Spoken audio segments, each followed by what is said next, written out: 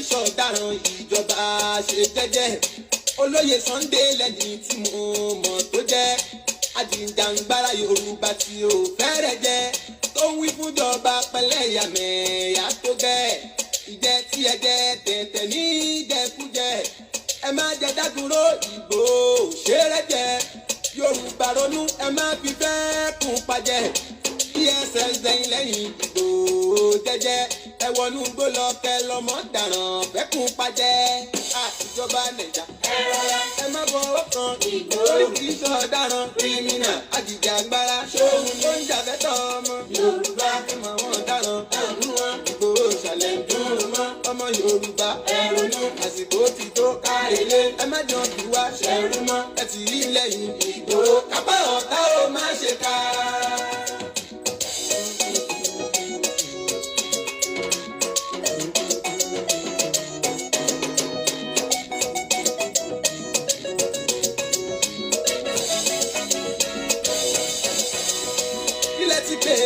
Ẹran bí ọrẹ máa tọ́ o òòṣà Sunday ọkùnrin ogun májà sọ́lá ní ẹ̀yìn máa ń dìjà ẹ̀bí mo ṣàmùmọ̀ kókó ìra ìrẹ́jẹ. Ilẹ̀ ti pè é o ẹran bí ọrẹ máa tọ́ o òòṣà Sunday ọkùnrin ogun májà sọ́lá ní ẹ̀yìn máa ń dìjà ẹ̀bí ṣùgbọ́n ṣàmùmọ̀ kókó ìra ìrẹ́jẹ. Ayé lọ́jà akọrin tí sámánì yìí o ọjọ́ tọmọdé ọmọ tí ó gara oyin ládùn ọsàn tọ́lọ́sàn ń polo ó túmọ̀ sí pé kò sóhun tó dùn bí oyin. tó mo kó nílé mo kálejò mo kọkùnrin bẹ́ẹ̀ ni mo kí obìnrin mo kí ládéládé mo kí lóyèlóyè mo kí gbogbo ọba ilẹ̀ Yorùbá pátápátá mo súnmọ́ba níwọ̀n ẹgbèje mo jìnnà sọ́ba níwọ̀n ẹgbẹ̀fà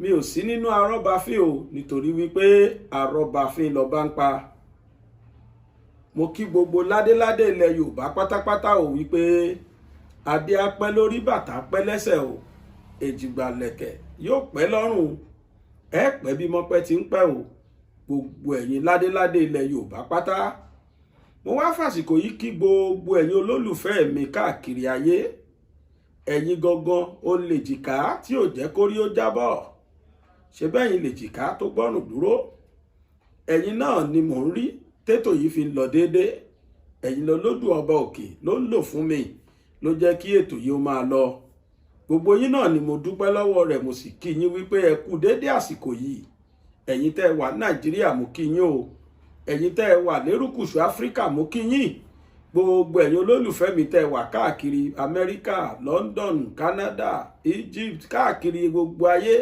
Australia àti Asia gbogbo yín náà ni mo kí pátápátá láì dá ẹnìkan sí kódà mo tún kẹ́ni tí ò nífẹ̀ẹ́ mi pàápàá tó jẹ́ kétò yìí wó lòun wò ló ń wá ọwọ́ pẹ́ ti ẹ̀rí mi ẹ mọ́ mi lójú àdúpẹ́ ẹ̀ ń torí ni tó mọ́ni lójú ká dúpẹ́ lọ́wọ́ ẹ̀ ṣe béèyàn kan ní ò tiẹ̀ wo bí tá a wà gbogbo yín náà ni mo dúpẹ́ lọ́wọ́ ẹ̀ o ẹ̀yin tẹ́ ń ro kó bàjẹ́ fún bàbá gbàgede ìmọ̀ mo tún dúpẹ́ lọ́wọ́ yín náà ṣe bẹ́ẹ̀ kúkú mọ̀ pé bàbá gbàgede ìmọ̀ wà níbì kan ó ló ṣe jẹ́ kí n dúpẹ́ lọ́wọ́ yín àwọn kan ní ò tiẹ̀ mọ̀ pa exist rárá tó mo fàsìkò yìí kí gbogbo yín wípé ẹ káàbọ̀ sórí ètò yìí ètò bàbá gbàgede ìmọ̀ tó sọ̀kalẹ̀ gbà sínú ilé yín lónìí ẹ wá nǹkan fìdílé o tàbí kẹ́ ẹ fìdílé nǹkan ẹ wá bá mi ránṣẹ́ sálára ẹ ránṣẹ́ sáré ajérò ẹ ránṣẹ́ sọ̀rọ̀ gùn ilé ìlà wípé ètò bàbá gbàgede ìmọ̀ tó ti dóde o ẹ bá wa sọ fún ẹni tó yẹ kẹ́ ẹ sọ fún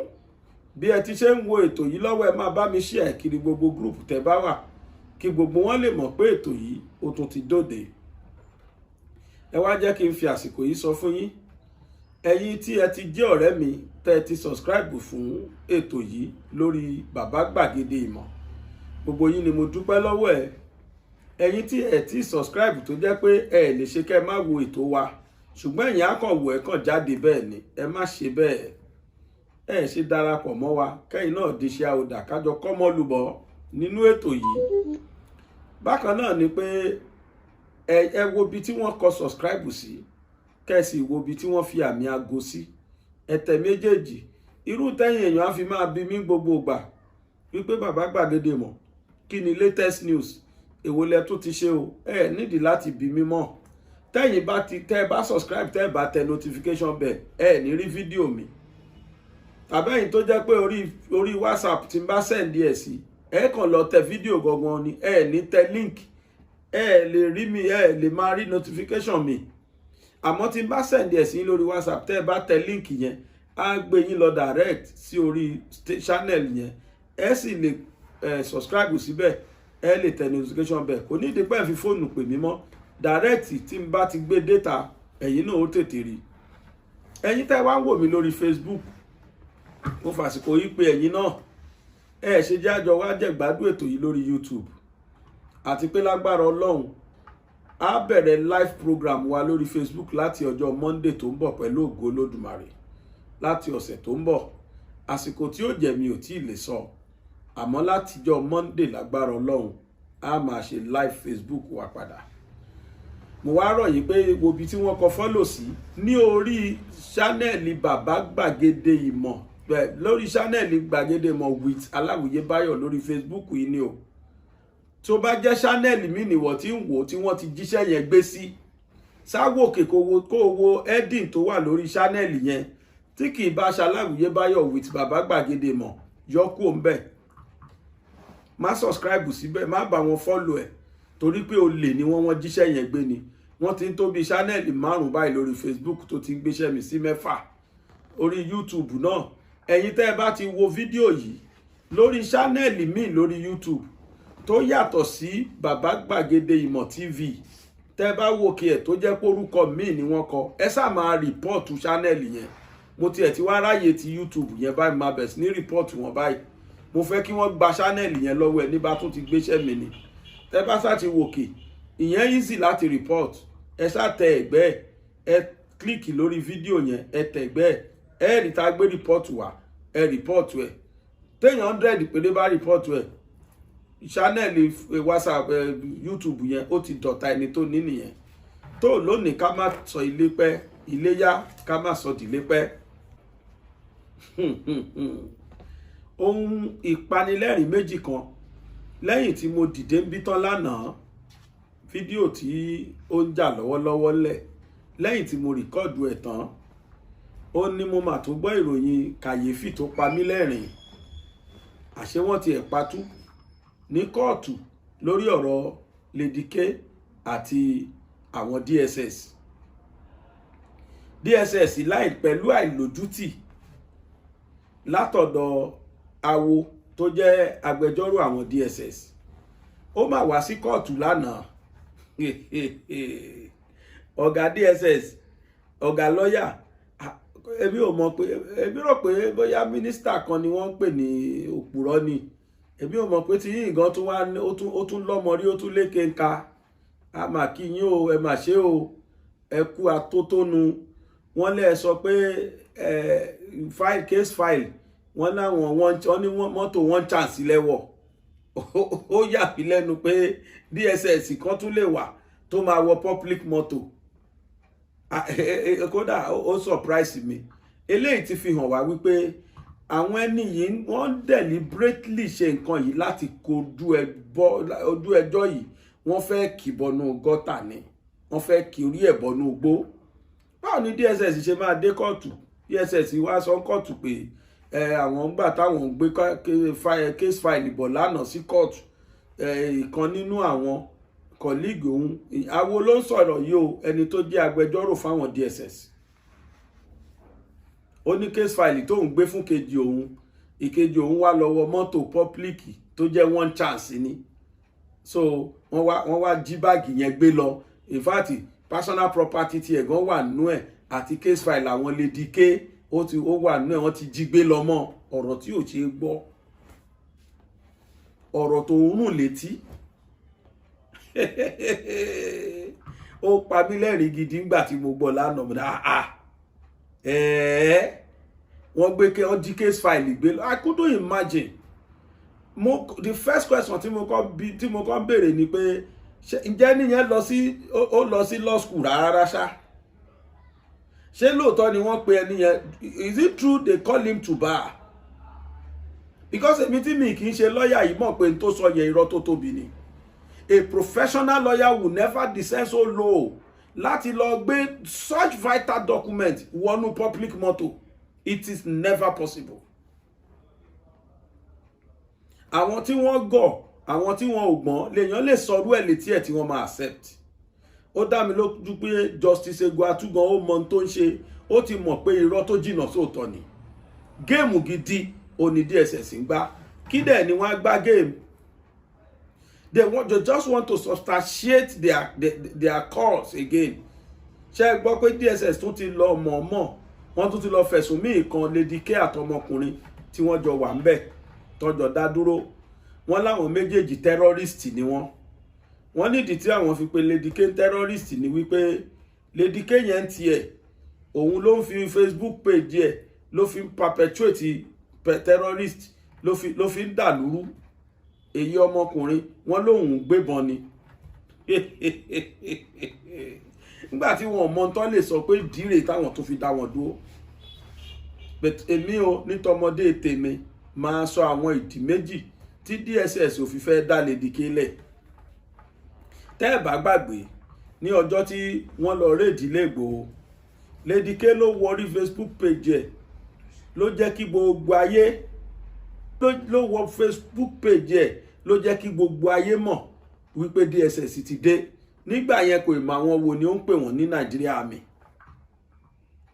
Tí kì bá ṣe pé Lady K jẹ́ kí gbogbo ayé mọ̀ pé wọ́n wá ni, wọ́n bá ṣe gbogbo ń tán ṣe yẹn silently wọ́n dẹ̀ panumọ́. Ẹ̀ẹ́dẹ̀ ní rẹ́nikẹ́ni nínú àwọn security outfit Nigeria tó máa claim responsibility páwọn làwọn ṣiṣẹ́ yẹn. They will have kept quiet throughout. But fortunately, irú Lady K yẹn wọ Facebook live. Ó dẹ̀ gbé live, gbogbo ayé dẹ̀ wò. Wọ́n mọ̀ pé Nigeria security wa wọ́n wá rédí Ìgbòho. Ẹ̀ṣẹ̀ àkọ́kọ́ tí Lady K ṣẹ̀ wọ́n ní. Ẹ̀ṣẹ̀ ẹlẹ́ẹ̀kejì díkejì tí wọ́n ò fi fẹ́ fi Lady K lẹ̀ ojú wípé tí wọ́n bá fi Lady K lẹ̀ lọ́wọ́ yìí tí kéèsì yẹn sì wà ń kọ́ọ̀tù, tí kéèsì 500 billion sì wà ń kọ́ọ̀tù against DSS. Èyí tí lọ́ọ̀yà Ìgbòho tó institute against DSS. Wọ́n mọ̀ pé Lady K máa wá as a prime witness against àwọn,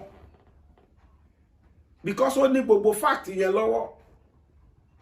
They want to incarcerate her, keep her in that custody until tó fi máa dorí kéèsì yẹn bọnú gbó. Ṣẹ́gbọ́n tó sọ lánàá wípé kí wọ́n da ẹjọ́ nù. Ṣùgbọ́n o àti lọ́ọ̀yà Ìgbòho lórí ọ̀rọ̀ kan dẹjọ́ nù, àti lọ́ọ̀yà àwọn Lady K tí ń ṣe Pẹ̀lúmi Ọlájẹ́ngbèsì, àwọn méjèèjì ni wọ́n bá press sọ̀rọ̀. Ó dẹ̀ wùn mí ká gbọ́ respond àwọn méjèèjì sí tí mo sọ lọ́nà méjèèjì. Lórí bí DSS ṣe sọ pé kí àwọn lọ́ọ̀yà Ìgbòho kí wọ́n torí pé lọ́ọ̀yà kí jọ́ọ̀jì kí kóòtù kó da kéèsì tí wọ́n institute against àwọn nù 500 billion.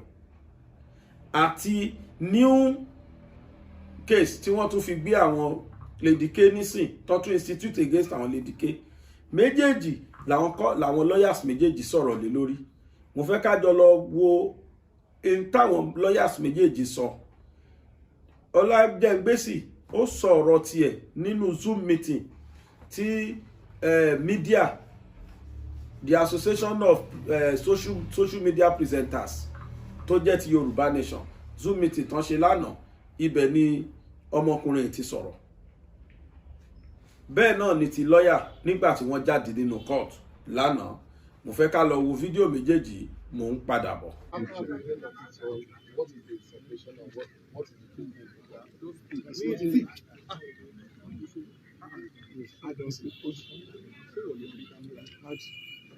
What transpired, you saw what transpired in court.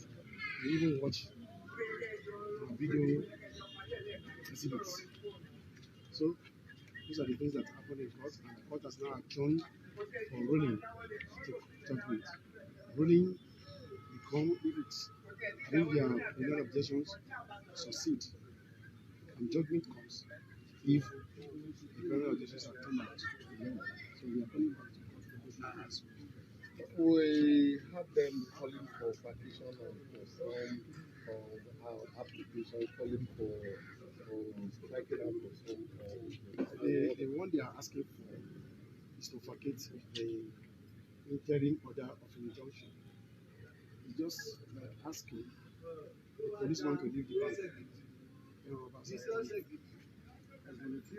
when you ask, when you know that I'm a robbery in court, I'm a bank, you now ask the policeman for discretion. That's the essence of it. If whatever comes after will have been negatory. What will have been put in the zone of helplessness? What the applicant is asking for will have become odious, will have been deleted. So that's why the interim order has to continue, and it's continuing. That's our final thing before we let you go. Coming to this place, the pressman, if it is in order for us to also ask, the pressmen were denied entrance initially, and at the end of it all, we are being pushed away from the court premises, and the every utilization of this is it in order what we want to do? Now, you are still a court premises. We are now at the registry of the court, this session of the court. So we are backing at 7, and we are facing at 1. So we are still within the premises of the court. They will have to do their own job in the way they know how to do it. So they are doing their own job. We should allow them to do their jobs. So that's what they are doing. And our apologies sincerely to feel embarrassed or offended. And then we are part of the constitution. Without you, people know what is happening in court. So if they say freedom of expression, this is number 1, freedom of expression. So thank you, sir. Because of the sensitive nature of it. Sorry. No, I know. Chance. Just for us. BBC Yoruba.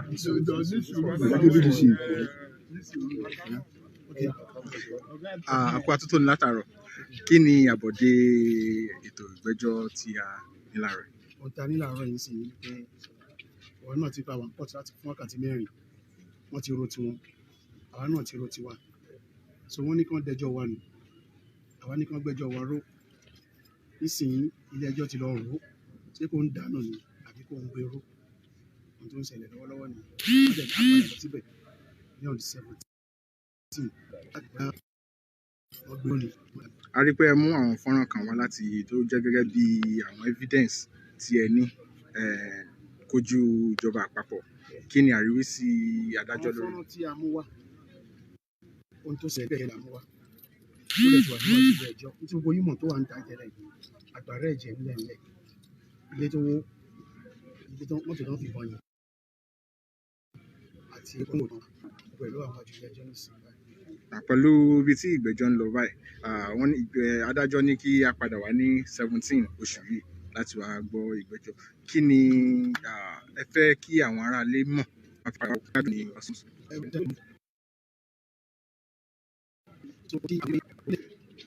Orílẹ̀ tá a wà yìí, ó ní ìsun ètò òṣèlú Nàìjíríà. Tí a bá ń wo gbogbo táwọn ọmọléèwé ń kọ́ ní àwọn lawyers ń kọ́ ní yunifásitì láti 1965 dé òní, ẹ rí i pé ìhàyín orí ilẹ̀ yìí náà ti ń dá gbogbo ẹ̀.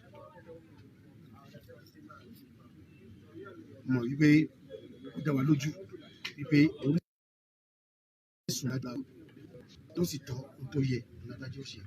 Ẹ jẹ́ káwọn aráalé lè mọ orúkọ yín lẹ́ẹ̀kan sí. Orúkọ mi ò ní ṣe àlè ìrẹsì.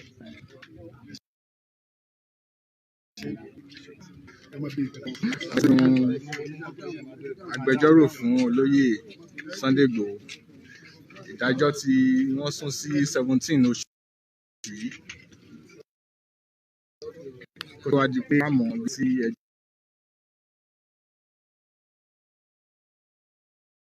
Àti tó ń fà nígbà tó ń draft charges, because these charges have no basis in law. Opinion wọn ni wípé particularly Lady K that she has consistently over the period of time, a long period of time, using her social media platform to advocate for Yoruba nation, then calling people to join the struggle to take over Nigeria. But ṣe rí dábàá wo nǹkan tí òfin sọ. Ní òtítọ́, there are two elements in terrorism in law. The two elements in terrorism in law is initiating violence to gain political advantage or the threat of violence to gain political advantage. However, it is not just gaining political advantage by threat of violence or by violence. Well, essentially, that law has no basis in the issue we have on ground. Like I said, the campaign at the demand is that we want a decent society, a decent nation, where the Yoruba people can be proud, where the Yoruba people can be protected, where the Yoruba people can feel safe, and they can call their own. You see, the laws all over the world has allowed that every individual can demand for self-determination.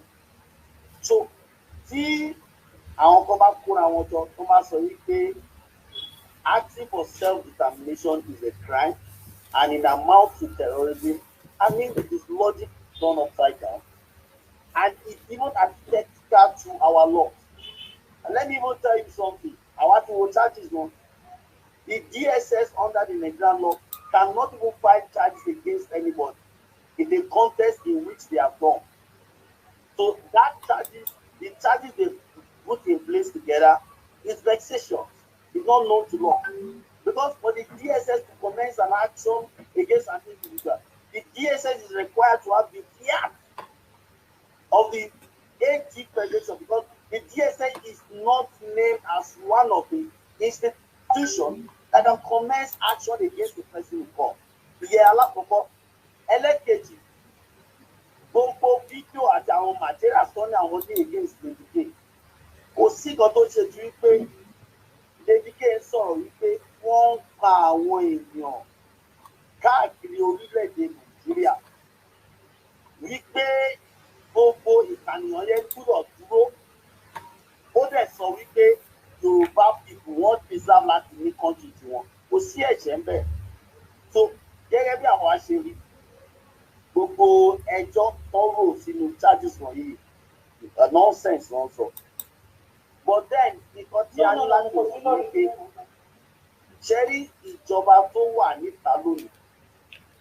Wọn ò fẹ́ kí àwọn ọmọ Yorùbá kan gbé. Wọn ò dẹ̀ fẹ́ kí àwọn Yorùbá kan ní nǹkan tí Yorùbá pè ní self-determination. Ìdí ẹ̀ lọ fi gbé gbogbo àwọn ìgbésẹ̀ tó ń gbé. Tẹ bá rí nígbà tí ìkéèsì ìbẹ̀rẹ̀, wọ́n lọ sílé Chief Sunday Igboho without having the legal basis to carry out what they did there. Wọ́n wọnú ibẹ̀, wọ́n pa gbogbo nǹkan jẹ́, wọ́n pa èèyàn méjì. Lẹ́yìn ìgbà yẹn, wọ́n fún wọn sí túbú ní underground. Wọn ò fún wọn ní access to lawyers. Wọn ò jẹ́ kán bẹ́ẹ̀ nìkankan sọ̀rọ̀. Wọ́n fìyà jẹ wọn, wọ́n nà wọ́n. Ìkọ́nú wọn, Ọlọ́run ló ní wọn fẹ́ gé ọwọ́ ẹ̀. Ọpẹ́lọpẹ́ Ọlọ́run àti àwọn tó wà ní ilé ìgbéra ẹ̀ lọ́lọ́run fi yọ tí wọ́n fi gé ọwọ́ yẹn. Wọ́n láti gbé kúrò nínú cell DSS láti gbé lọ sí external field. Torí wọ́n sọ pé kí ló ṣẹlẹ̀ pé really kan lè treat ẹ̀, wọ́n lò kúkú. Wọ́n ní ẹ̀yìn bọ́ọ̀lù yàn lọ́wọ́, ó yẹ kẹ́ ẹ yọ bullet náà, ẹ sọ pé paracetamol lè fẹ́ lò, which is not possible. Wọ́n ní láti carry out surgical treatment kó tó di pé ọwọ́ yẹn ó gbádùn. Wọ́n á dúpẹ́ lọ́wọ́ Ọlọ́run. So àwọn èèyàn wa ojú wọn rí. Now ìdí tí DSS ṣe prefer charging against àwọn èèyàn wa torí kankan ni o. DSS wò wípé tí àwọn bá lọ sí ilé Sunday Igboho tán dá gbogbo eléwu, tó yìnbọn ní gbogbo nǹkan tó tún ka èèyàn méjì tí a dẹ̀ sọ pé a tún fẹ́ sùn wọn fún breach of human rights. Pé báwo làwọn ṣe fẹ́ sọ fún gbogbo àgbáláyé wípé àwọn lọ síbẹ̀ kò sí kẹ̀kẹ́ tí àwọn rí kò sí kẹ̀kẹ́ tí àwọn fẹ́ ṣe kúrò ẹ̀ náà ti gbé nǹkan tó fi jáde. Our people are innocent. Nǹkan tó ń demand kò dé pé we deserve self-determination. And it is not new under public international law. Every group of people can ask and demand for self-determination. What they must not do is to carry ammunition against government. And I can tell you for a fact, we see the Lady K at the end of the one chat that is damning newer. Timothy tó ti gbé kan tó ti sọ pé àwọn fẹ́ lọ pààyàn wípé àwọn fẹ́ gba Yorùbá là lọ́dọ̀. Nǹkan tó ń sọ ni pé kí àwọn èèyàn wá jí ìdí òdodo láti gbà wọ́n là. Yóò ní fídíò tó ń gbé jáde tó ti sọ wípé Lady K sọ pé káwọn èèyàn dìde kọ́ńjà. Òun ni ìjọ tí àwọn sójà wá yìnbọn nílé ti Sunday Igboho. And the law under chapter 4 of the Constitution gives you indirect instruction to protect yourself because the right to life is inherent in every human being.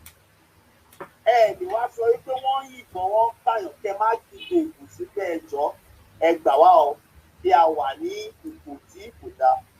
So we know for a fact wípé nǹkan tí ìjọba ń ṣe kò sí nǹkan tó tọ́. Àwa ni a gbọ́dọ̀ fúnra wa gẹ́gẹ́ bí ẹyọ kan. Ìdí ẹ̀ ni a ṣe ń pariwo mọ́ gbogbo àwọn tó fira wọn ní leaders Yorùbá káàkiri Nàìjíríà. Tó ń bá ìjọba jẹ, tó ń bá ìjọba kù. La ṣe sọ fún wọn pé ẹ má ṣe gbàgbé pé àwọn tí gọ́ọ̀mẹ̀ntì yóò fi sí pẹ̀lú active àti punishment tó wọ́n fi máa fi liberty fún àwọn èèyàn wa. Ẹ má ṣe gbàgbé kẹsàn-án wọn lé ìwọ̀n ṣe ìdá ọ̀pọ̀lọpọ̀. So I can tell you something that yes, we have terrorism charges against our people, but we will check them on wípé these charges is rubbish, it's nonsense, it's not known to law, and it's an attempt by the DSS to justify their visit to Chief Sunday Igboho house. Ṣé mo rí pé pẹ̀lú gbogbo cases tó wà níta, DSS ò ní fẹ́ wípé ó di ọ̀la. Tó wá sọ pé òkè nígbà tẹ̀tẹ̀ lọ sí ilé Sunday Igboho yẹn kílẹ̀ mú jáde bẹ̀. Ìdí ẹ̀ lọ ṣe ṣe kéèsì o. Àtẹ̀bá rí ìwé ìtọ́jú structure matter yìí. Intention wọn particularly Lady K láti rí pé wọ́n jẹ́lẹ̀ by all means. And that is their intention. But mo mọ̀ dájú pé lágbára Ọlọ́run jù wọ́n lọ. Sir, tẹ bá rí gbogbo struggle tàbí go through nígbà tó kọ́kọ́ arrest wọn. A ní láti compel court láti command wọn láti produce wọn. On 3 occasions, wọn gbé wọn jáde until the 4th time. Ìgbà kan, I think the 3rd time, wọ́n gbé àwọn bí abí mẹ́jọ jáde. Tí everybody rò wípé nǹkan ṣe àwọn mẹ́rin tó kù. Gbọ́dọ̀ di pé wọ́n produce gbogbo wọn. Nísìnyí wọ́n produce gbogbo wọn ní court. Court give order wípé kọ́ release wọn. That same court tí court tó sọ wípé kọ́ release wọn. Court ẹ̀ náà lọ bá sí government charge wọn. A máa mọ bó ṣe fẹ́ sọ̀rọ̀ níwájú court. The court tó pàṣẹ fún wọn kí wọ́n gbọ́rọ̀ sílẹ̀ ni. That is the situation we are right now.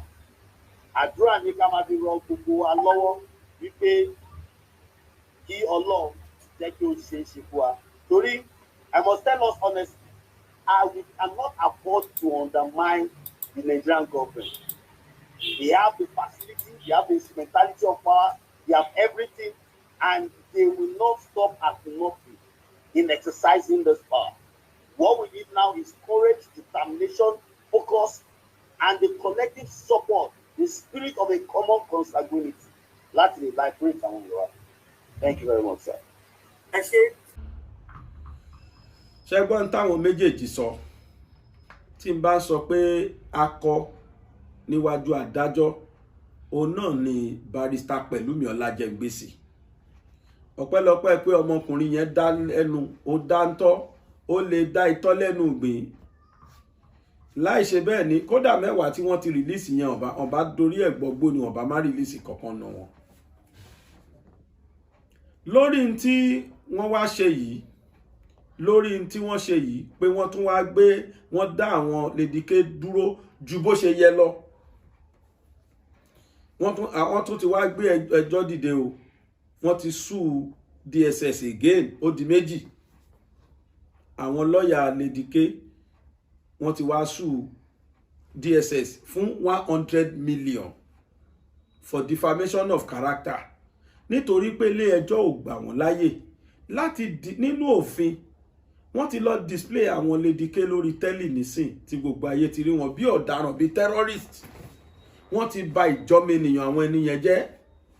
tí kóòtù bá wá dá wọn lẹ̀ lọ́la tó exonerate wọn kúò ní kéèsì wípé wọ́n jẹ́ terrorist, ẹni mélòó tó tétí ẹ̀ ti gbọ́ tójú ẹ̀ ti wò ni wọ́n fẹ́ padà lọ máa bá pé a kì í ṣe criminal o lórí bọ́n ṣe display wọn. àtàrà ń tán ṣe yìí wọ́n ti ilé àwọn ẹgbẹjọ́rò lédìké àtàwọn méjìlá yẹn wọ́n ti institute another suit against the DSS. wọ́n dẹ̀ sọ pé 100 million damages ó ní wọ́n institute against wọn. mo fẹ́ ká lọ gbọ́rọ̀ lẹ́nu àwọn lọ́ọ̀yà ẹ̀. fídíò èní àwa yànnà náà ọ̀rọ̀ ni. mo fẹ́ ká lọ gbọ́rọ̀ lẹ́nu àwọn lọ́ọ̀yà yẹn ká gbọ́ nǹkan táwọn lọ́ọ̀yà yẹn sọ lórí ọ̀rọ̀ kéèsì tuntun tí àwọn náà ṣẹ̀ṣẹ̀ ẹ̀sùn tuntun táwọn náà ṣẹ̀ gbé dìde against the DSS. In an originating motion brought through Section 36 of the Constitution, 12 aides of Sunday Igboho are seeking a declaration of the court that their parade by the DSS is illegal and unlawful. They also want the court to state that having not committed any offense known to law that will warrant harassment or intimidation by the DSS, they are being subjected to this is a violation of their rights. For the alleged ill-treatment and abuse of their fundamental rights, the applicants are seeking 100 million naira for aggravated and exemplary damages. At the resumed sitting, counsel for the Department of State Services, David Awo, told the court that the case file relating to the suit were hijacked by armed robbers, popularly known as one-chance operators, along with her belongings. Justice Obiora ordered that the case file be sent back to the Chief Registrar for reassignment to another judge as the court annual vacation elapses on the 20th of September. It's now becoming a new normal in our system now that whenever any law enforcement agency arrests someone, they will be paraded, thereby destroying their image before the public. At the end of the day, they could be released. How many people will they go back to that they are no longer criminals when the world has seen them? We actually want 100 million from DSS, and that's in respect to their fundamental human rights breach. And we want to say thank you to the Global Directorate of Yoruba Land. We want to say thank you also to the media presenters. The Department of State Services had filed terrorism charges against 2 detained aides of Sunday Igboho. The charges were filed at the Federal High Court in Abuja 2 months after the arrest and detention of the 2 aides, and since the DSS refused to grant them bail despite a court order. The suit contains 5-count terrorism charges against Noah Ayotunji and Amudat Babatunde. The DSS alleged that Mr. Oyetunji was in possession of firearms for terrorism-related activities, while Mrs. Babatunde promoted acts of terrorism through her Facebook account. The applicants are also seeking a declaration of the court that their detention by the respondent beyond 48 hours, as enshrined in the Constitution, is illegal and unlawful and in violation of their fundamental human rights. Tó ẹ káàbọ̀ padà. Tí ẹ ò bá gbàgbé lánàá, mo rìpọ́ọ̀tù nínú fídíò tí mo ṣe lánàá wípé Gumi ó lọ sí ilé ìlú Ìgbòho, ìlú Sunday Ìgbòho, ìlú tá a mọ̀ sí Ìgbòho ní Ọ̀yọ́ State. Oríṣiríṣi ọ̀rọ̀ ló mà ti búrẹ́kẹ́ lẹ́yìn tí ó lọ bẹ̀. Àwọn àgbààgbà Yorùbá ti yarí, wọ́n ti sọ̀rọ̀ lé lórí pé kí ló lọ ṣe, kí ni tó wá ṣe. Kódà àwọn ọmọ ìlú, àṣírí tó wá wà ńbẹ̀ ni pé ǹjẹ́ jẹ́ mọ̀ pé Gumi ò gbójú ọ̀nà wọlé. Gumi ò gbójú ọ̀nà wọlé. Gbogbo ètò dẹ̀ lò nílùú Ìgbòho kò lo ìṣẹ́jú 15 bẹ́ẹ̀. Kódà tó bá ti joyè ní ìlú Ìgbòho, ìlú Ìgbòho dẹ̀ ní odindi ọba tá à ń pe oyè yẹn ní àlípàtà ìlú Ìgbòho. Bàbá gan ò mọ̀ wípé Gumi wá síbẹ̀ lánàá, ẹni ó dẹ̀ ti wá látijọ́ Monday, kì í ṣe àná ló lọ bẹ̀ rárá. Ta ló wá jẹ́ káwọn èèyàn mọ̀? Ṣé rí fídíò tó rọra ṣe wẹ́rẹ́ yẹn táwọn èèyàn rí níta yẹn, ó ní n tó míì, ó ní n tó túmọ̀ sí. Ó mọ̀ọ́mọ̀ gbé fídíò yẹn jáde, ó mọ̀ọ́mọ̀ rìkọ́ọ̀dù ń bẹ̀ yẹn, gbogbo tó fi rìkọ́ọ̀dù yẹn kò tó 5 minutes, gbogbo tó dẹ̀ lò nígbòho kò tó 10 minutes. Kò dẹ̀ gbójú ọ̀nà wọlé, kò gbójú ìlú wọlé, ọ̀nà ẹ̀bùrú ọ̀nà French ló bá wọlé, ọ̀nà bàrùbá lẹ́ṣà ló bá wọnú Ìgbòho. Nǹkan méjì mo sọ lánàá ń bí pé kí àwọn ará Ìgbòho pé kí wọ́n má sùn taratara, nítorí pé ẹni ní gbogbo wa mọ̀ tó jẹ́ pé agbódegbà fún àwọn bandits yìí. Àwọn gangan ni wọ́n lead bandit, òun gangan pàápàá, kódà òun ló negotiate fún bandit. Àwa náà kú gbọ́n tó sọ wípé bandit ò lè kúrò nílùú ìláíláí àfi tí gọ́ọ̀mẹ̀ntì bá fún wọn amnesty. Kọ́ fún Fúlàní tó ń pa ìmọye ní amnesty. Gumi ló sọ bẹ́ẹ̀, gbogbo àti gbọ́yàn sẹ́yìn. The same Gumi náà ló wá lọ sí Ìgbòho, gbogbo èèyàn ló ti ń sọ pé kí ló lọ ṣe, and ìrìn ẹ̀yẹn wà suspicious. Nǹkan mo sọ lánàá, àwọn nǹkan tó likely kó wá ṣe, ó likely kó wá survey ilẹ̀ wò fún àwọn agbénipa, bóyá bẹ́ẹ̀ ni wọ́n tún ti fẹ́ operate lẹ́yìn tí wọ́n fi ìgàngàn lọ́rùn sílẹ̀ lẹ́nujọ́ mẹ́ta. Ẹ rí pé àgbọ́ wípé wọ́n tún lọ dọ̀yà àwọn ọ̀gàngàn mọ́. Bóyá Ìgbòho ló tún kàn nísìn tán ti fẹ́ operate. Èní nìyẹn lẹ́ẹ̀kejì. Kí l'assurance pé gbogbo àwọn ibi igbó tó gbà wọlé yìí, kí l'assurance pé wọn plant bọ́ǹbù síbẹ̀? Kí l'assurance pé kò lọ plant àwọn nǹkan kan síbẹ̀? Ẹlẹ́ẹ̀kẹta ni pé ṣé kìí ṣe pé ó ń wá escape route fún àwọn Fúlàní nígbà tí wọ́n bá wá dọ̀yà há àwọn ará Ìgbòho tán, àwọn escape route tán lè bá sá lọ? Ṣé kìí ṣe pé yẹn ni ó lè jẹ́ gbogbo inú igbó yẹn, bóyá escape route tí àwọn Fúlàní máa gbà kọjá ńgbà tí wọ́n bá ti ṣọṣẹ́ tán nílùú Ìgbòho, bóyá gbogbo àwọn ọ̀nà yìí ló lọ rìn wò fún wọn. Ó di méjì.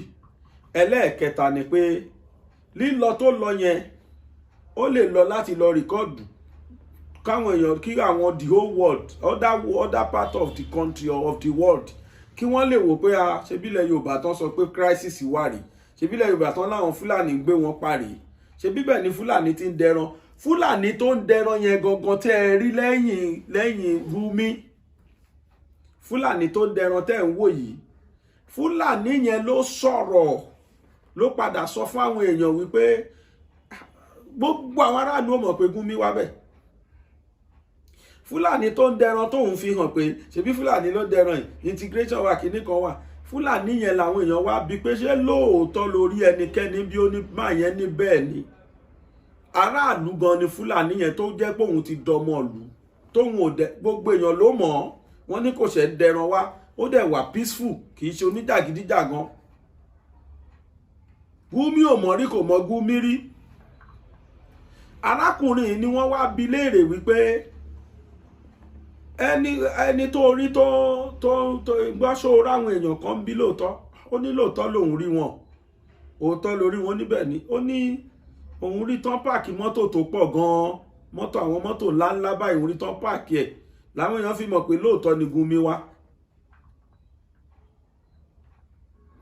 Ẹ̀yin ará Ìgbòho ẹ ṣọ́ra o, mi ní sọ jù bẹ́ẹ̀ lọ lórí ọ̀rọ̀ Gumi. Wàyí ò lórí ọ̀rọ̀ open grazing. Lọ́wọ́lọ́wọ́ yìí àwọn Fúlàní Miyetti Allah wọ́n tuntun dúnkokò báyìí mọ́ Lagos State. Mo sọ fún wa lánàá pé àbádòfin ó ti wà wájú àwọn House of Assembly Lagos State wípé kí wọ́n dá ẹ̀wọ̀n 20 years àbí 25 years fún ẹnikẹ́ni tó bá tó dẹran ní open grazing ní Lagos State. Ó kù kankan buwọ́lù kí wọ́n sọ dòfin. Proposal wọn ni mo sọ yìí, in tí wọ́n gbà lérò ni mo sọ yìí, àbádòfin wọn ò lẹ́gbọ́ yìí. Ṣùgbọ́n níṣẹ́ ni Miyetti Allah jáde o, tí wọ́n bẹ̀rẹ̀ sí ní wá dúnkokò mọ́ àwọn èèyàn pàápàá jùlọ ní Lagos State. Àkọ́kọ́ náà wọ́n kọ́kọ́ sọ pé tí ẹ bá lè ṣe bẹ́ẹ̀ tẹ́ bá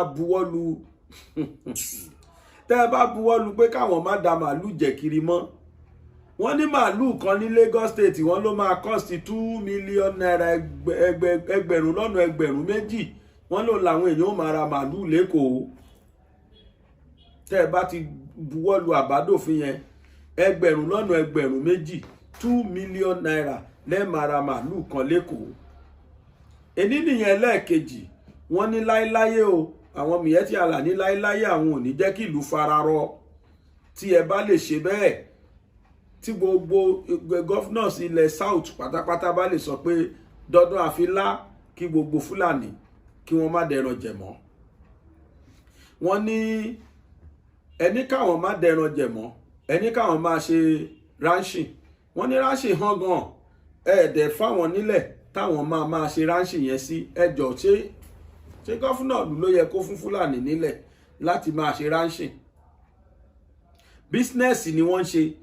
Tí wọ́n bá ta màálù yẹn, ṣé gọ́fúnà stéètì ni wọ́n máa kó owó màálù fún?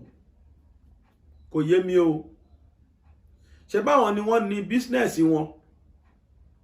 Kí wọ́n wá bí tán ti máa lọ ṣe bísínẹ́sì wọn, wọ́n á ṣe ranching wọn, wọ́n á gbin oko. Tí wọ́n bá máa ralẹ̀ pé kí wọ́n máa fi ṣe, kí wọ́n ta temporary ilẹ̀ fún wọn kí wọ́n máa fi ṣe. Ó sàn jù kan máa da màálù kan máa fi pa àwọn èèyàn lọ. Àwọn southern governors dẹ̀ ní rárá, ẹ kó màálù yín, ẹ kó lọ ṣe ranching, ẹ má wàá da màálù nínú ìlú wa mọ́. Fídíò tí àwọn Miyetti Allah tí wọ́n fi dúnkokò mú àwọn governors, mo fẹ́ ká jọ lọ wò kẹ́ ẹ gbọ́ nǹkan tán sọ. Mò ń bọ̀. Anti-grazing laws and banning of open grazing is a satanic agenda to destroy our means of livelihood by desperate politicians acting on faulty and self-serving security reports. It is Frederick Bessia in 1801, in his economic sophism, who said, when plunder becomes a way of life of a group of men living together in a society, they create for themselves in the course of time a legal system that authorizes it and a moral code that glorifies it. This is a clear case of the current rush to create negative laws against our cultural heritage. Anti-grazing laws and policies are attempts to ban open grazing are nothing but populist and corrupt-driven agenda designed by visionless, inept, and desperate politicians to destroy pastoralist means of livelihood. These dangerous and satanic laws must be nipped in the bud by the National Assembly to safeguard the Constitution of the Federal Republic of Nigeria, as it portends greater danger to the corporate existence of the country. These oppressive laws and hostile policies being enacted by state governors are fundamentally going against the Fulani pastoralist culture, economic interests, and constitutional rights.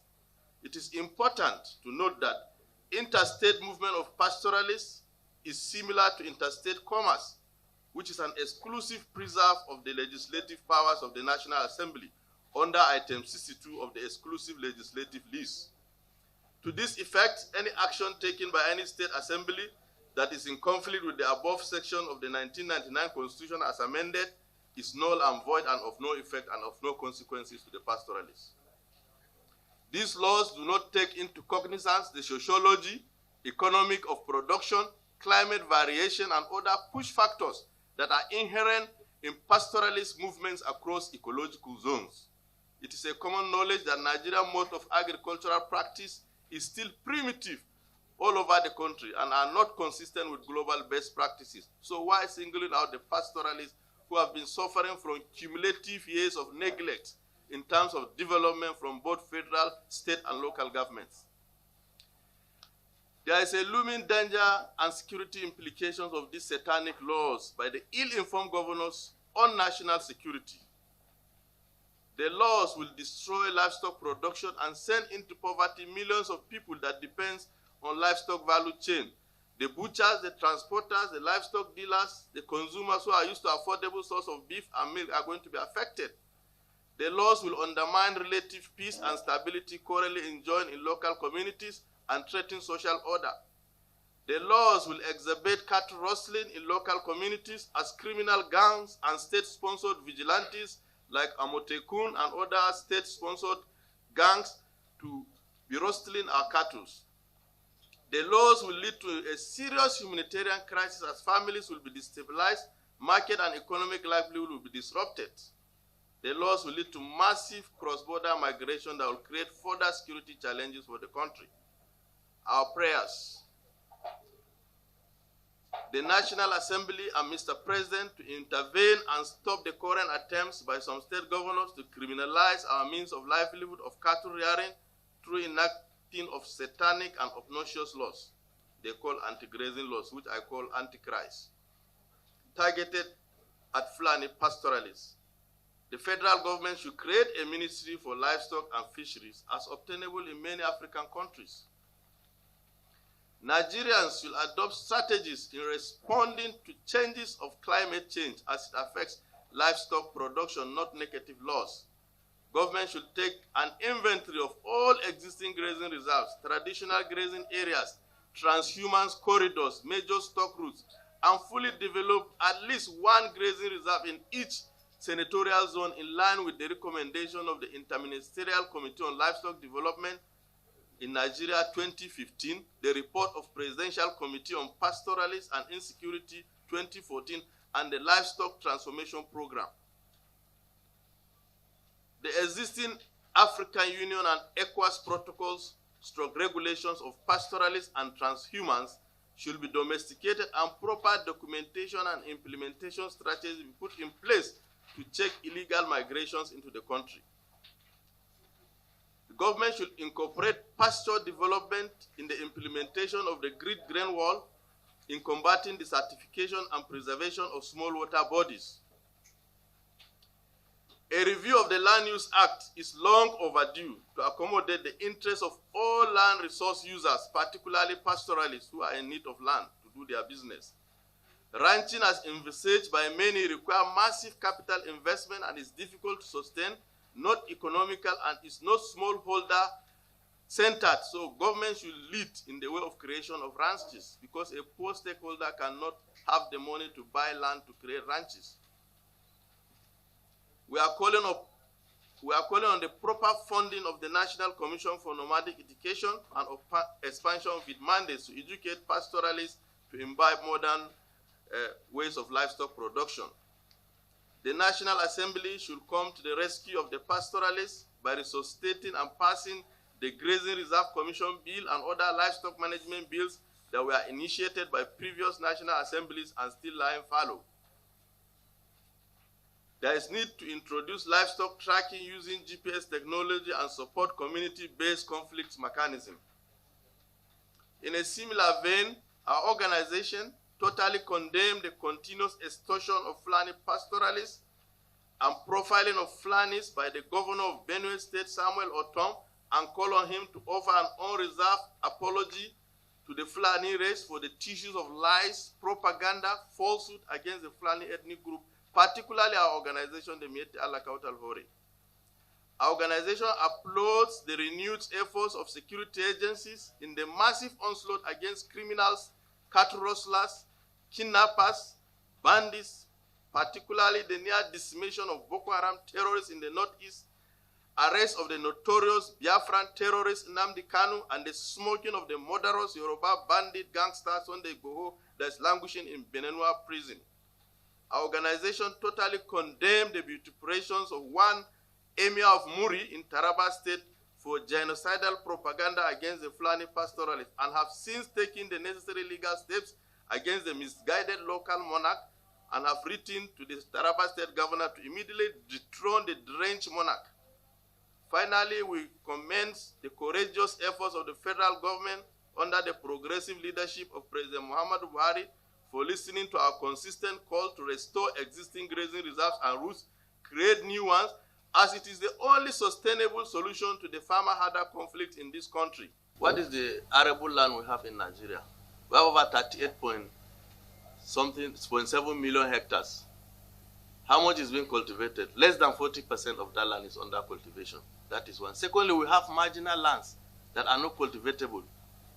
The hilly areas, lands that are not meant for agriculture, nobody is cultivating. The whole thing, the policy is not designed to bring peace and progress.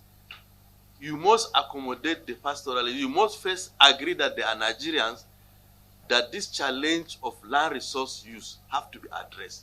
Once we address it, look at our nature of agricultural practice. It's still rudimentary, extensive cultivation of land. So the land is enough.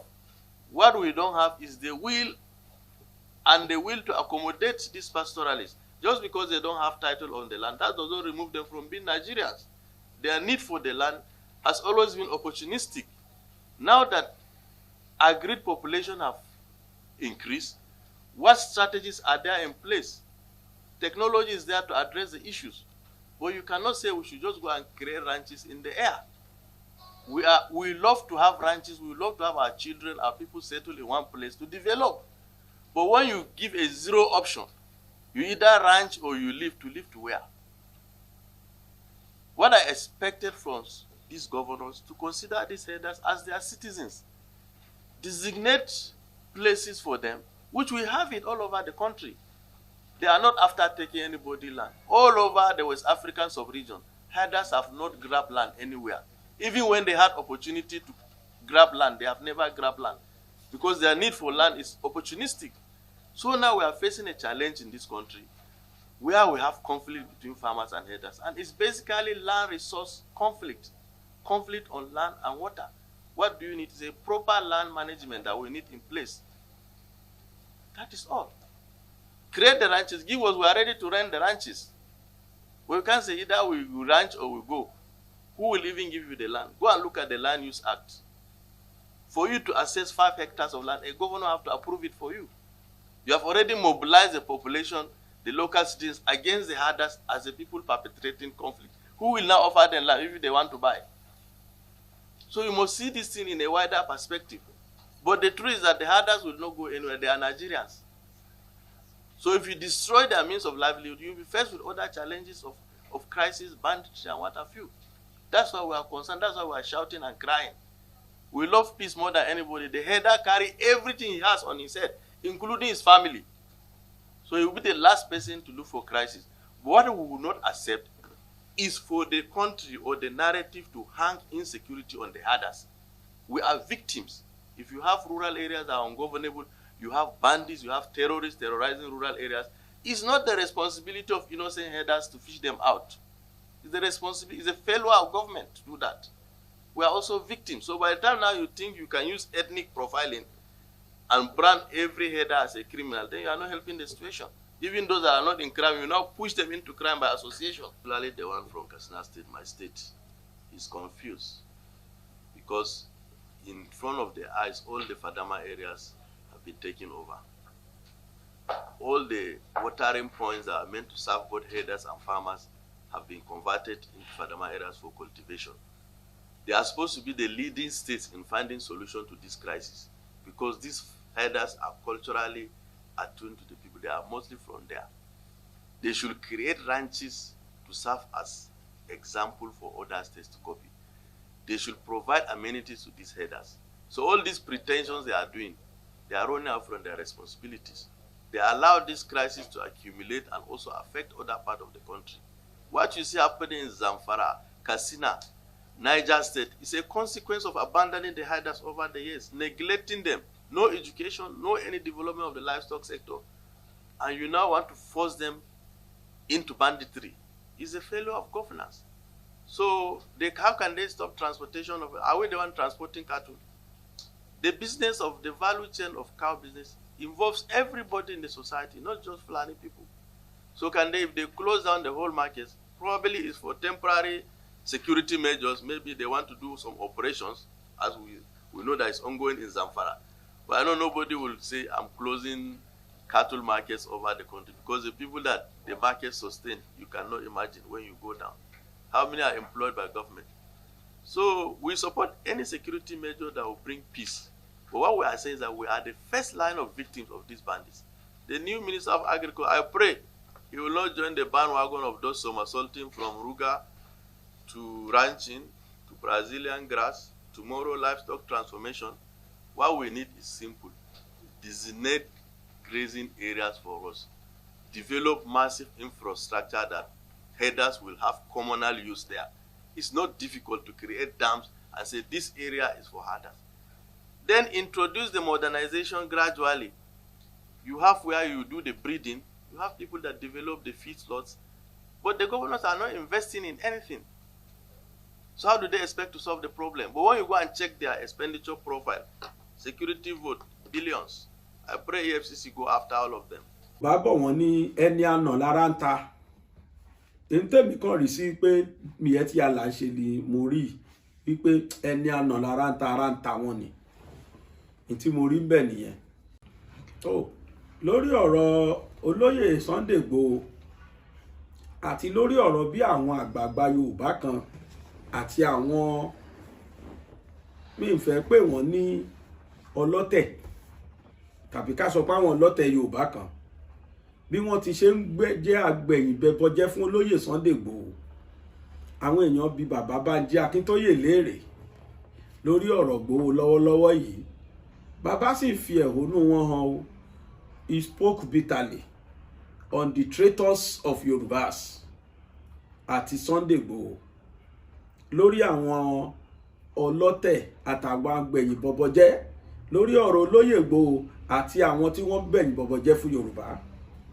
Ẹ jẹ́ ká lọ gbọ́ nǹkan tí bàbá Banji Akintoye tí wọ́n sọ lórí ìwà dójútini tí àwọn Yorùbá yìí ń wù. Mò ń padà bọ̀.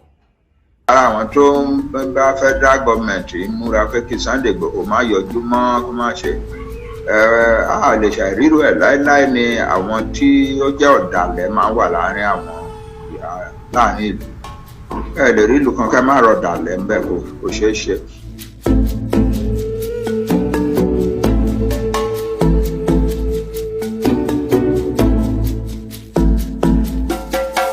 Ká dúpẹ́ lọ́wọ́ Ọlọ́run wípé lálẹ́ ìjọ tán mú Sunday àwa kan wà ní area Benin Republic kì í ṣe ní Kótónú kan gangan bọ̀ nígbà tó máa tó ìṣẹ́jú bíi 10 tán ti mú àtìgbọ́ a dẹ̀ ti bẹ̀ sí gbé ìgbésẹ̀ tó ga. Ìgbésẹ̀ tó tá a kọ́ gbé ni wípé a pe lọ́ọ̀yà tá a mọ̀ pé ó jẹ́ lọ́ọ̀yà gidi tá a ti mọ̀ tẹ́lẹ̀ rí. Gbọ́ lágbájá ọmọ mi Sunday wọ́n ti mú o wọ́n ní wọ́n mú ní airport àwọn nǹkan tó ń mú fún wọ́n ní àwọn Interpol ló mú but Interpol ò lè gbé padà sí Nàìjíríà. Ìjọba Benin Republic ló lè ṣòfin pé kán gbé lọ sí Nàìjíríà. So àwọn Interpol á hand ẹ̀ over fún àwọn ìjọba Benin Republic. Ẹ jọ̀ọ́ ẹ bá find out ibi tó wà olówà gangan. Because nǹkan tá à ń gbọ́ bóyá òótọ́ ni o bóyá kì í ṣe òótọ́ o a ò mọ̀ but nǹkan tá à ń gbọ́ ni wípé ìjọba Nàìjíríà ti gbé helicopter kan ránṣẹ́ tó ti dúró wípé ká máa gbé lọ sí Benin Republic ká máa gbé lọ sí Abuja lóru ọjọ́ yẹn. Àwọn ẹ̀yin lọ́ọ̀yà ẹjọ́ ẹ má jẹ́ kí ìyẹn ṣeé ṣe. So lọ́ọ̀yà wa kó àwọn òṣìṣẹ́ ẹ̀ wọ́n fún wọn káàkiri wọ́n á bẹ̀ sí wá Sunday káàkiri from police station to police station. Nobody dé police station kan wọ́n á register pé àwọn ni lọ́ọ̀yà tó represent Sunday. Tọ́ba tún dé another police station wọ́n á tún kọ sílẹ̀ pé àwọn ni. So pé wọ́n ń ṣe ìwọ̀n yẹn ò jẹ́ kí ọ̀rọ̀ Sunday wá ṣe é ṣe gbúgbùrùgbùrù kan máa gbé lọ sí Nàìjíríà because lọ́ọ̀yà ti kọ sílẹ̀ gbogbo nígbà náà dẹ̀ máa débi tí wọ́n detain ẹ̀ sí wọ́n tún register pé àwọn ni lọ́ọ̀yà tó represent lágbájá o. Èèyàn wá mú ọ̀rọ̀ pé a máa ṣe gbùrùgbùrù lórúkọ yẹn a máa gbé sínú ibì kankan máa gbé lọ sí Èkó ó wá ìyẹn kúrò nílẹ̀ ó wá di wípé ó gbọ́dọ̀ lọ sí court láti lọ kí àwọn adájọ́ Benin Republic kan lè dá ẹjọ́ wípé kán máa gbé lọ sí Nàìjíríà nílùú ẹ̀. Ìyẹn wá fún Sunday àti gbogbo àwọn tó ń jẹ́ èèyàn ẹ̀ ní agbára láti wá sọ̀rọ̀ síta fún àwọn adájọ́. Gbogbo nǹkan tí àwọn Nàìjíríà ti ṣe sí wọ́n ṣe lọ sílẹ̀ lóru against the law of Nigeria. Tán lọ fọ́ ilé ẹ̀, tán bà gbogbo mọ́tò iwájú ilé ẹ̀ jẹ́, tán bà ilé ẹ̀ fún ara ẹ̀ jẹ́, tán try láti pa òun fún ara ẹ̀ tó jọ́lọ́run lórí ọ̀tọ̀ escape kúrò ńbẹ̀, tán pààyàn nínú ilé yẹn, tán kó àwọn yòókù lọ, tán ṣe àfihàn gbogbo wọ̀nyẹn. Gbà tí àwọn adájọ́ dẹ̀ wá ń gbọ́ wọ̀nyẹn sọ pé kí ni wọ́n fẹ́ káwa wá ṣe extradition? What is the basis for extradition in this kind of situation? Ṣé ó ti ṣẹ̀ṣẹ̀ kan tẹ́lẹ̀ rí ni kò sẹ́ni tó fẹ̀ṣẹ̀ kan rí, kò sẹ́ni tó sọ pé ọlọ́pàá rí nìkan lọ pé wá rí, kò ọlọ́pàá ò wá mú rí, ẹnìkan kan ò rìkọ́ọ̀dù síbi kankan. So Nàìjíríà wá produce àwọn kinní kan ní court wípé ó máa ń kó ìbọn káàkiri, ó kó ìbọn, ó máa ń fi ìbọn yẹn dá háù sílẹ̀ káàkiri ìlú, ó dẹ̀ ṣe àwọn rally pẹ̀lú àwọn ọmọdé, ó dẹ̀ tún wá ń bèrè, ó wà lára àwọn tó ń bèrè wípé kí ìlú Yorùbá kó kúrò ní Nàìjíríà. Nígbà tí wọ́n yóò kì í ṣẹ̀ṣẹ̀ tí under international law, gbogbo nǹkan tá à ń sọ yóò kì í ṣe nǹkan tá à lè fi gbé èèyàn padà sí ìlú ẹ̀. Under international law, we are a country under the law. Benin Republic is under the law. It's lives under the law. The government here respects the law. So lè máa dédé gbogbo nǹkan tá à ń sọ yẹn ò wà ní nǹkan tá à ń kọ sílẹ̀ wípé to justify extradition. Ọ̀rọ̀ extradition ò sí. So àtijọ́ yẹn kò ọ̀rọ̀ pé ọ̀rọ̀ extradition yẹn ò tiẹ̀ ju nǹkan tó ìṣẹ́jú mélòó kan náà ti kúrò lórí ẹ̀ pé ìyẹn ò ṣeé ṣe. Àwọn kan wá ń purọ́ pé wọ́n ní ìdí tí wọ́n fi gbé mú Sunday ni pé ó wọlé láì fi passport kankan wọlé, wọ́n dẹ̀ wo passport tó wà lọ́wọ́ ẹ̀, ó passport ló kú wọlé. Ìgbà tí wọlé sí Benin Republic, ìgbà tó dẹ̀ wọlé àwọn òṣìṣẹ́ ìjọba tó wà ní gate wọ́n sáìnì kò sí nǹkan kan tó rọrùn pẹ̀lú ẹ̀ àti wọn. So wọ́n ṣàwágbé sí àtìmọ́lé pé náà ọ̀rọ̀ extradition wáyé but àwọn ayanjú yòókù kankan. Ìyẹn láwà lẹ́nu ẹ̀ látijọ́ yẹn. Ó dẹ̀ tí wàá dé stage tí àwa tá jẹ́ èèyàn tiẹ̀ àwa tí wàá ń wọ́rì wípé kí ló wá dé ẹjọ́ ẹ yanjú kínní ìkẹjẹ́ kọ́ mọ̀ ẹ máa lọ. Tó bá yá wọn àyànjú ẹ̀ ṣá, ó dẹ̀ dàbí pé à ń súnmọ́ yíyanjú yẹn báyìí. Sunday Igboho ó wà láàyè, ó dẹ̀ wà ní àlàáfíà, ara ẹ̀ ò dá tó bẹ̀rẹ̀ nínú bí ọjọ́ mẹ́ta. Ẹni tó jókòó sójú kan, very active person tó máa ń káàkiri lòun. Jíjókòó sójú kan ò lè ṣàìní lára. Lẹ́yìn yẹn kò sí nǹkan kan tó rọrùn pẹ̀lú Sunday Igboho.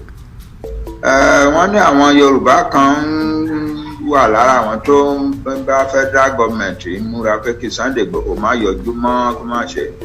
A lè ṣàìrírò ẹ̀ láéláé ni àwọn tí ó jẹ́ ọ̀dàlẹ̀ máa ń wà láàrin ìlú. Ẹ lè rí ìlú kan kẹ́ má rọ̀ ọ̀dàlẹ̀ ńbẹ̀ kò ṣeé ṣe. Tẹ́ bá rántí ìtàn Mósè àti àwọn ọmọ Israel, àwọn kan yọ lẹ́nu títí even obìnrin ẹ̀gbọ́n ẹ̀ tán bí tẹ̀lé òun náà ló tún wá ń sọ pé kí ni tiẹ̀ ṣe jẹ́ òun nìkan lọ́lọ́run bá sọ̀rọ̀ ní nǹkan kan títí Ọlọ́run láti punish her to stop her. Àwọn kan wà tán yọ Mósè lẹ́nu tí gírí tínú bí Ọlọ́run kíkú tó fi ní kílẹ̀ ńlá inú kó gbé wọn mì. So a lè ṣàìrí ọ̀dàlẹ̀. Wọ́n tiẹ̀ mọ̀ pé Ọlọ́run fúnra rẹ̀ ló ń darí àwọn tó ń ṣe kinní yẹn, wọ́n á sì máa ṣọ̀dàlẹ̀ yẹn lọ bó ṣe jẹ́ nìyẹn. Ọ̀rọ̀ pé ọ̀dàlẹ̀ wà kì í ṣe tàn gidi, kì í ṣe tàn ńlá kan. It's not a big story. But I gbọ́dọ̀ dúpẹ́ lọ́wọ́ ìjọba Benin Republic. This is a country where they obey the law. The government respects the law. And ìyẹn jẹ́ kí ọ̀rọ̀ Sunday ṣe ṣe. Tó bá jẹ́ country tó jẹ́ pé irú Nàìjíríà ni tó jẹ́ pé àwọn ní impunity, àwọn tó jẹ́ pé nǹkan tó bá wù wọ́n náà ń ṣe, nǹkan táwọn bá ń fẹ́ ní òfin tiwọn, pé ìjọba kọ òfin sílẹ̀ ò kàn wọ́n, pé Nàìjíríà ní òfin sílẹ̀ kan tó wá dé ìjọba kò kàn àwọn. Nǹkan táwọn bá fẹ́ làwọn ń sọ, nǹkan táwọn bá fẹ́ làwọn ń ṣe. It's total impunity. So fortunately Benin Republic ò rí bẹ́ẹ̀. tó a dúpẹ́ lọ́wọ́ Ọlọ́run ẹ̀rù ò bà wá pé wọ́n máa wá gbé padà lọ sí Nàìjíríà ẹ̀rù ò bà wá nípa àná ọ̀pọ̀lọpọ̀ àwọn ọmọ àtàwọn tó ń ṣiṣẹ́ ìjọba àtàwọn tó wà ní position láti mọ̀ ni wọ́n wá ń bá mi tán sọ fún mi pé nǹkan báyìí náà plan o bàbá o nǹkan báyìí náà ń ṣe o bàbá o kò sí ẹnìkan kan wọn lára wọn tó ẹ̀bà sọ fún mi pé wọ́n fẹ́ mú èmi kò sí nǹkan tí mo ṣe tán fẹ́ mú mi fún.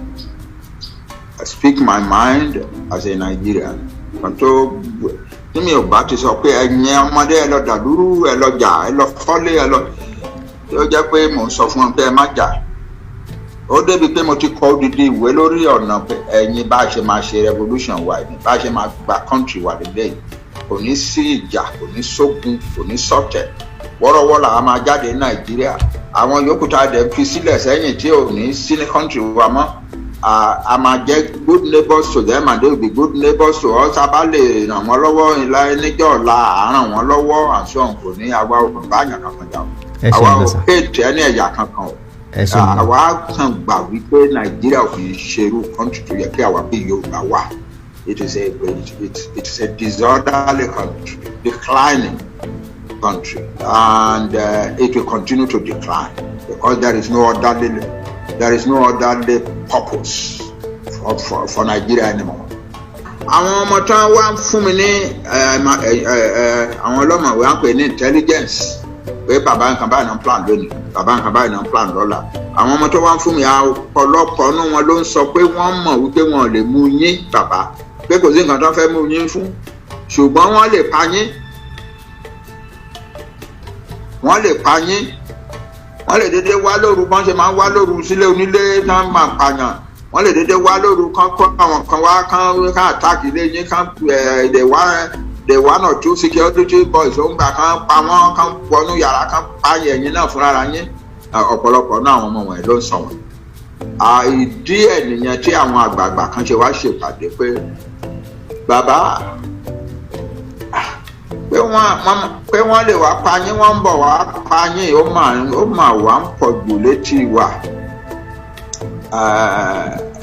Ǹjẹ́ ẹni sún ẹsẹ̀ síwájú díẹ̀ ọ̀rọ̀ pé wọ́n lè wá pààyàn ló jẹ́ kí èmi àti Professor Wálé Adéníran ká kúrò ní Nàìjíríà lójú ọ̀rọ̀ pé wọ́n lè arrest wa. There is nothing to arrest us about.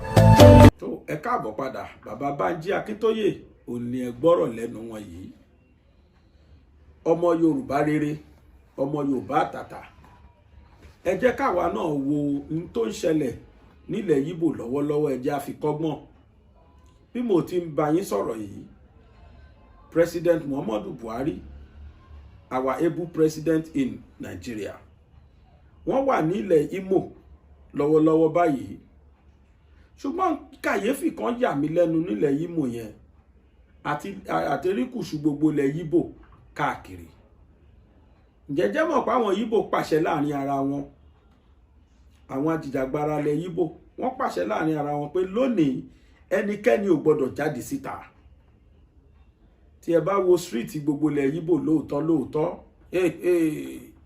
àfi bí ẹni pé kò ṣeé ṣe níbẹ̀ àwọn tá a rí pẹ̀lú President Muhammadu Buhari àwọn tí wọ́n jọjọ́ lóṣèlú nìkan ni eléyìí wú mi lórí jọjọ pé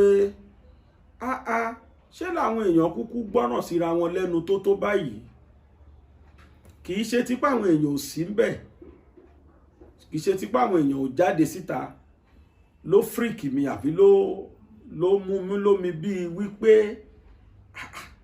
wọ́n dẹ̀ pàṣẹ láàrin ara wọn àṣẹ náà dẹ̀ múlẹ̀ kódà títí mọ́ báǹkì ni ò ní ṣí títí mọ́ àwọn ọ̀yà lọ́jà ni ò ní lọ́jà ó bá jẹ́lẹ̀ Yorùbá ni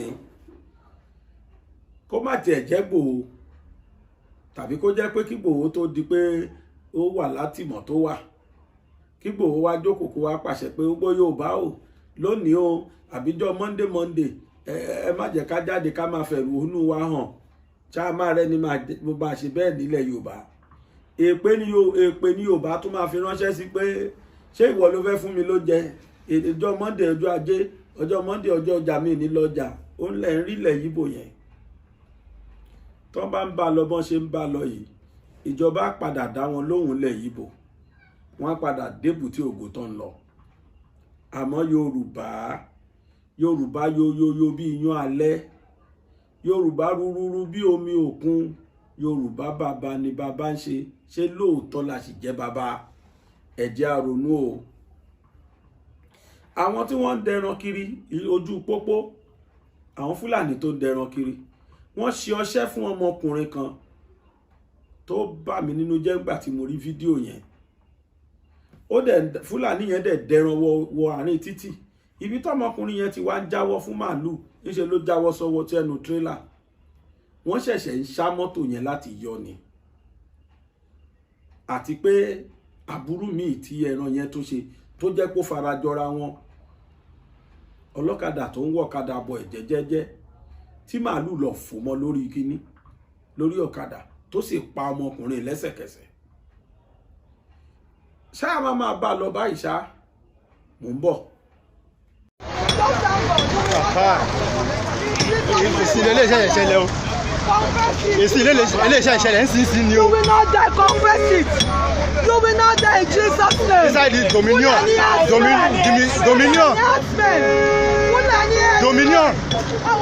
Wá sí ọ̀nà Kwari, iwájú Kwari. Àwọn Fúlàní wọ́n ń da màálù wọn kọjá ní títì ni o. Wọ́n ń da màálù kọjá ní títì, wọ́n já náà lójijì. Ní mọ́tò yìí kọlù tírélà o. Ẹ̀wẹ̀ ni ẹlẹ́ni láti rí yọ yìí o. Àwọn akẹ́kọ̀ọ́ náà wà lẹ́yìn àfi gba òun. Ẹni ẹlẹ́ni láti rí yọ yìí o.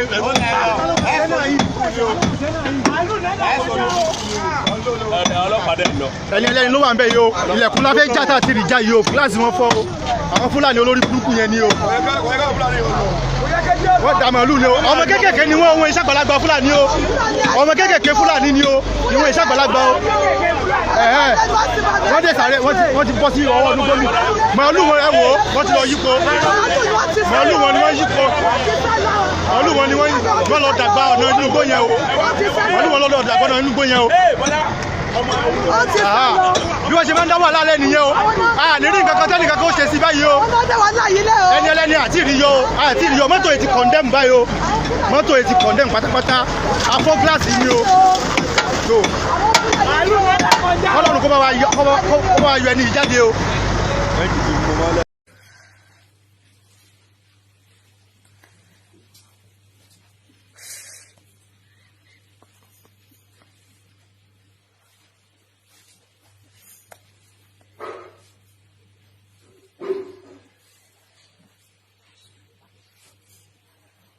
Ìrànwọ́ ẹ̀rà burú tó lọ. Ẹ̀yin ọmọ Yorùbá, ẹ jẹ́ ká fìmọ̀ ṣọ̀kan. Ẹ jẹ́ ká kú decide gan kí la fẹ́. Ẹ jẹ́ ká jọ ronú ara wa wò.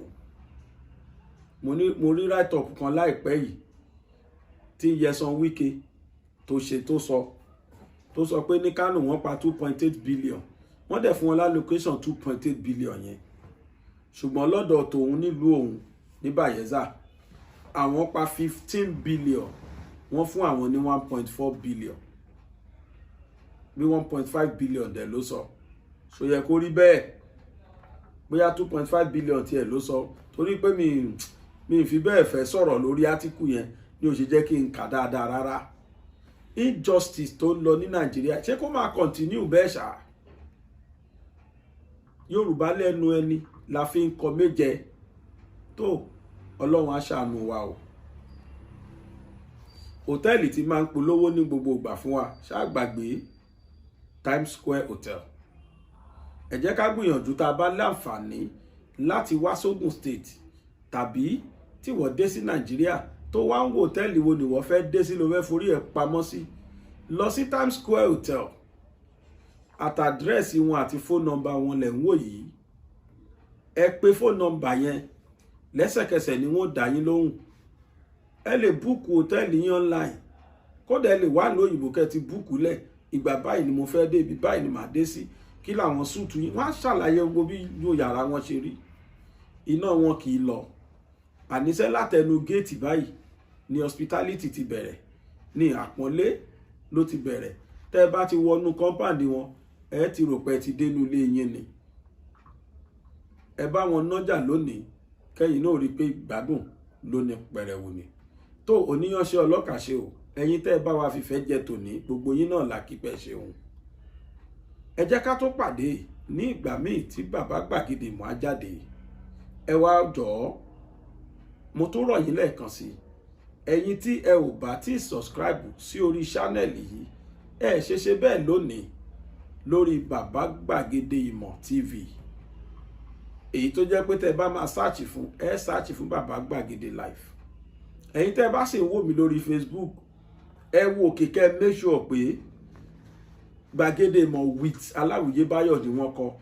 Tó bá ti jẹ́ bẹ́ẹ̀ tó jẹ́ inú ẹlẹ́wà, ẹ wo bí tán kọ follow sí kẹ́yìn náà follow ẹ̀. Elédùmarè ọba òkè kò mà ní jẹ́ kójú tẹ́ fi ń wò mí ò fọ́, etí tẹ́ sì fi ń gbọ́ mi ò ní di.